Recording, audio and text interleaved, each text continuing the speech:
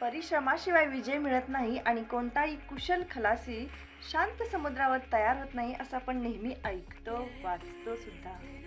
आणि हीच नेमकी चूक आपण आपल्या मुलांच्या बाबतीत करतो. त्यांना प्रत्येक गोष्टीला आई बाबा हजर आहेत याची जाणीव करून देतो. त्यांच्यासाठी राब राब राबून धन दौलत संपत्ती गोळा करतो आणि त्यांना कष्टाची जाणीवच करून देत नाही.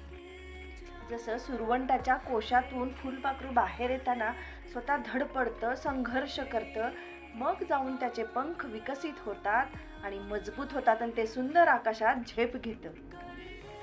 पण जर त्याला त्रास होतो म्हणून आपण त्याला सुरवंटाच्या कोशातून काढलं तर ते बिचारं प्राणाला मुकतं आणि मरून जातं.